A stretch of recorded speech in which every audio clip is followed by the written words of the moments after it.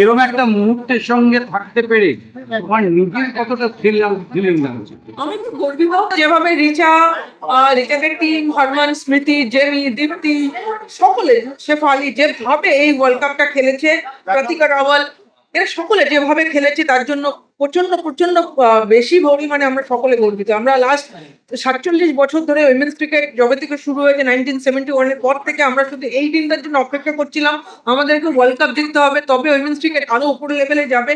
আর সেটা রিচার হাত ধরে আসা বাঙালি হিসাবে আমরা অনেক গর্বিত, কারণ আমরা দুবার সিলভার পেয়েছি কিন্তু গোল্ড পাইনি। রিচা প্রথম বাঙালি ক্রিকেটার যে world cup 50 world cup champion হচ্ছে।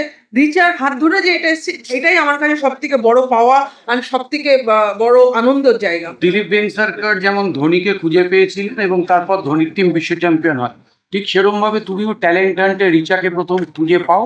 রিচা প্রথম বাঙালি বিশ্ব চ্যাম্পিয়ন ক্রিকেটে, সেইটার জন্য নিজেকে কতটা দেখো, আমার কাজ যেটা ছিল যে আমরা সবাই তো মফস্বল থেকে আছি, রিচা আমরা সকলে, আমার টার্গেট এইটা ছিল যে আমরা ছোটবেলায় যে সময় যে জিনিসগুলো আমরা অসুবিধায় ফেস করেছি, যাতে অ্যাটলিস্ট ক্রিকেটার স্পোর্টস পার্সনের কাছে সব থেকে ইম্পর্টেন্ট একটা ভালো প্র্যাকটিসের ফেসিলিটিস, আর সেটাই সিএবির কাছে রিকোয়েস্ট করে রিচার মতন অনেক ট্যালেন্টেড ক্রিকেটাররা আছে ওই সময়, যারা ট্যালেন্ট হান্টের মাধ্যমে আমরা তাদেরকে সিলেক্ট করেছিলাম।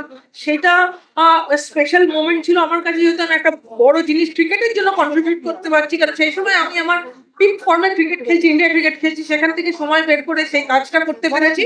আর সেখান থেকে রিচা এসে আজকে ওয়ার্ল্ড কাপ চ্যাম্পিয়ন হয়েছে, এটা আরো হাই সানাকে থ্যাংক ইউ।